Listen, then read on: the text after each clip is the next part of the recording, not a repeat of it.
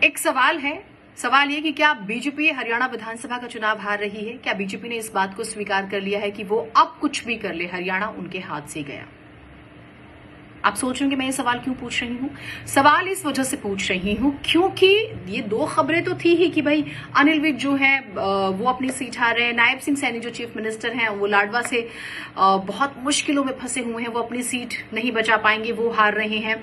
हालांकि हम नहीं कह रहे कि वो हार जाएंगे, लेकिन राम रहीम की जिस तरह से एंट्री हुई है विधानसभा के चुनाव में, मतलब जैसे तारीख पे तारीख आप सुनते थे, पैरोल पे parole, furlough parole, furlough parole, furlough, मतलब एक पंचायत का चुनाव भी आ जाए हरियाणा में तो राम रहीम की जरूरत पड़ जाती है। अब आप सोच रहे हो कि मैं ऐसा क्यों कह रही हूं? अब देखिए, अब कल ही खबर आई है, बड़ी खबर आई है कि भाई राम रहीम के बिना तो चुनाव नहीं हो सकते, शायद उन्हें राहत दे दी गई है। 24 अक्टूबर 2020 एक दिन की पैरोल मिलती है राम रहीम को अस्पताल में भर्ती मां से मिलने के लिए। 21 मई 2021 12 घंटे की पैरोल दी जाती है। 7 फरवरी 2022 21 दिन की फरलो मिलती है। 17 जून 2022 30 दिन की पैरोल मिलती है। यूपी के बागपत आश्रम भेजा जाता है। 14 अक्टूबर 2022 40 दिन के लिए पैरोल मिली, वो बागपत आश्रम में रहा, म्यूजिक वीडियो बनाए, सब कुछ किया। उसके बाद 21 जनवरी 2023 40 दिन की पैरोल मिली। 20 जुलाई 2023 30 दिन की पैरोल पर जेल से बाहर आया। 21 नवंबर 2023 21 दिन की फरलो मिली, बनावा आश्रम में रहा। 19 जनवरी 2024 50 दिनों के लिए पैरोल पर जेल से बाहर आया। आप जानते हैं लोकसभा का चुनाव था उस समय, भूलिएगा मत, 50 दिनों के लिए, लगभग 2 महीने के लिए। 13 अगस्त 2024 21 दिन की फरलो को हाईकोर्ट ने मंजूरी दी।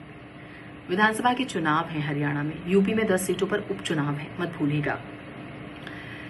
दुष्कर्म 2 शिष्याओं के साथ, और ये पुष्टि होने के बाद आप जानते हैं कि वो सजा काट रहा था सुनारिया जेल में बंद, रोहतक जिले के सुनारिया जेल में।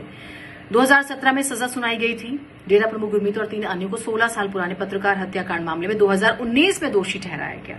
मतलब यौन शोषण, मर्डर, उसके दोषी को इतनी राहत, मतलब कि आप क्या दिखाना चाह रहे हैं? चढ़ा रहे हैं इस देश की लड़कियों को, देश की महिलाओं को जो यौन शोषण के खिलाफ मुखर होकर बोलती हैं, या उस समाज को जो चाहता है कि बेटियों के लिए सुरक्षित माहौल रहे, सुरक्षित माहौल रहे। इतनी राहत की क्या जरूरत है? हम नहीं कहते कि बीजेपी राम रहीम का इस्तेमाल करेगी, बीजेपी को राम रहीम के वोटों की जरूरत है या उसके एक इशारे की जरूरत है ताकि उसके इशारे पर उसके अनुयायी वोट करें।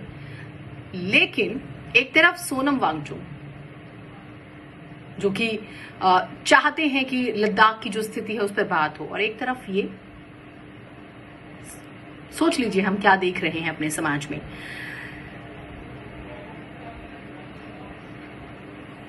अब ये आपको कमेंट करना है, क्या बीजेपी ये मान चुकी है? पूरा सोशल मीडिया राम रहीम से भरा हुआ है। ट्विटर पे 10 तरह के ट्वीट्स आप देख रहे होंगे। अगर आप जीनत सिद्दीकी को फॉलो करते हैं ट्विटर पे तो मेरे पेज पर भी जाके आप देख सकते हैं, मैंने भी बाकायदा डेट्स के साथ डिटेल डाली हुई है। इसमें आप क्या सोच रहे हैं? इस राहत को आप कैसे देख रहे हैं? इस वीडियो पर आप जरूर कॉमेंट कीजिएगा। क्या बीजेपी को इस बार राम रहीम को राहत देना भारी पड़ गया है? बीजेपी ये मान चुकी है कि अब चुनाव नहीं जीत पाएंगे, और इसका फायदा तो छोड़िए, एक रिस्पेक्टेड हार जो होती है ना, रिस्पेक्टफुल, वो भी नहीं, बहुत बुरी हार होने वाली है। या फिर बीजेपी को ये फैसला, भले ही माना राम रहीम को राहत मिली नियम कायदों के तहत, तो इस फैसले से मुश्किल बढ़ने वाली है बीजेपी की, बैकफायर करेगा। कमेंट जरूर कीजिएगा।